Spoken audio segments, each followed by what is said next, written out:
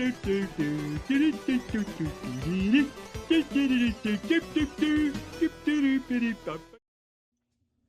is Silkbulb Test for Windows, developed by Tim Oxton and released on November 6th of 2023. I stumbled on this as I was going through my game list for a completely different game. I guess I flagged this at one point, and I had no memory of it, so I decided it was time to take a look. The game icon is really creepy, so it seemed worth my time. It's not particularly long, and it's definitely limited in scope. There's not a ton for you to do. It is listed as a demo right now, and it being released 2 years ago, who knows if it's ever going to get a full-bore release. But I think the experience is kind of fun as it is, but it does take a particular type of gamer to want to play a horror game like this. You really want to be somebody that just wants a weird experience. After I played this, I went looking for other videos online to see if other people were playing this, and I did find a bunch. A lot of people were saying how terrifying this game was. I don't know if I agree with the description that some of these people were giving, but it's definitely an unsettling game. There's no real outlined story in front of you that I'm aware of. Nothing in the game. You're in this experience, and you're trying to figure it out. At its core, I suppose it is simple enough. You're taking a test of some type. That's kind of it. Truthfully, the setting you have here and the limitations of what you can actually do in the game kind of make it feel like a nightmare of some type. You deal with the controls as they are, right? You have to figure out what the game will let you do and what it wants you to do. And with that being said, I don't think there are real spoilers in this video. This is all stuff you're going to figure out pretty quick. You just have to do it. It's what we would describe as an analog horror game, which means they're going to be a bunch of unsettling feelings and horror as a result of the camera lens that you're looking through. It's going to feel dated, and it's going to feel primitive. Actually, it's kind of something that felt appropriate for maybe the late 80s, mid-90s, back when VCRs were dominant. The image is going to sometimes be blurry, and things are going to be tough to figure out, and when you see shadows, they're usually very unclear. All these visuals work great, and they contribute to the confusion, and obviously the fear of not knowing what's going on. It also works to do this outside the game itself. If you back up to the game menus, things are fuzzy, the options are hard to read. It's pretty clever. I like the idea anyway. It makes it feel consistent.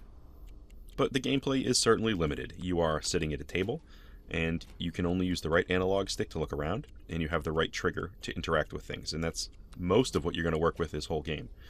Not entirely, but most of it. You can look around, you can interact with the buttons in front of you, and it does feel like you're strapped to a chair based on your inability to move. Looking around, you're going to see very little in the darkness. Just darkness everywhere. Things do appear from time to time, but it's not like they're talking to you or filling you in on the story. There are no lights in the room, with the exception of a slide projector in the back. It broadcasts slides in front of you, and it keeps asking you questions. Many of the questions have photos associated with them. They're black and white, sometimes they're going to be people, sometimes they're going to be animals. They all build to something that is unsettling. The people never seem to look happy, most are probably doctored to enhance the mood, and the grainy black and white photos being interesting to begin with, the subjects progressively getting stranger, it's pretty great. The questions they ask you are strange, usually, and at first it seems like it's more of a personality quiz, but it does build away from that. After some of the initial questions, I started to notice there was a timer to the left of the buttons.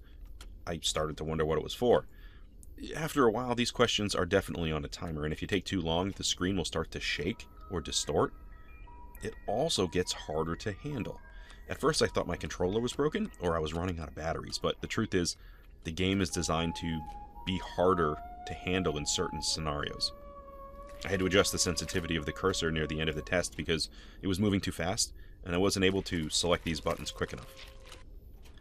To press the buttons in front of you, which is how you interact with the questions, you're not just hitting the A or B buttons on your controller. You have to move your cursor over the appropriate button, and then press the button using the right trigger at that stage.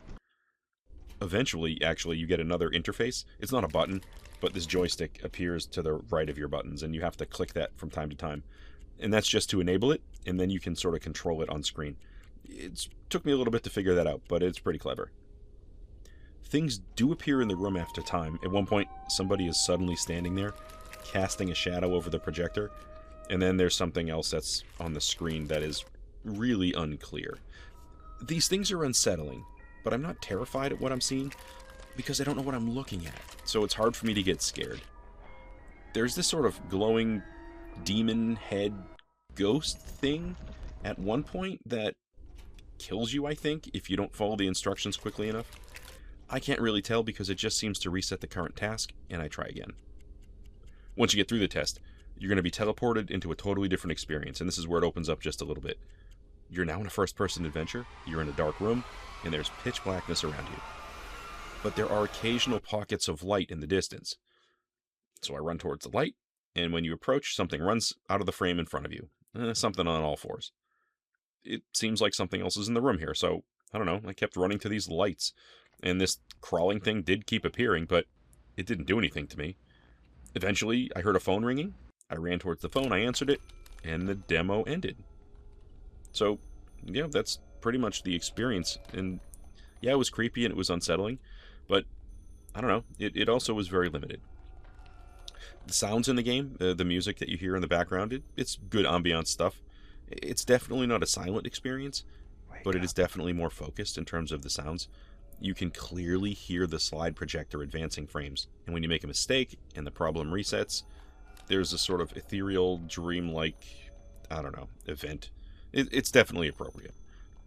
I did enjoy the experience, and when I play games, I find myself usually playing a bunch of games at one time, so I try to balance between shorter experiences and longer ones. This being a shorter event, it felt pretty good as it is, but if it becomes a longer game, I would certainly be curious to know where they take it. After completing this, I'm also left with a lot of questions, like, what exactly is happening? I'm guessing we're in some sort of a nightmare, maybe another dimension, but this could also be a crazy science experience. In any case, I think that's exactly what a larger game would have to sort of address and figure out. I would certainly be willing to give the longer experience a try. This was interesting enough. It was a good way to spend a Saturday morning, actually. I mean, it's a free demo, it's on Steam, and it does some interesting things with its limitations, okay, and its oddball imagery. It's pretty clever. If you're into horror games, it's probably worth your time because it's not a huge investment, and it certainly has its moments. Well, that's all I have today for Silkbulb Test on Steam. Thanks for stopping by for a look, and I hope to catch you on another video.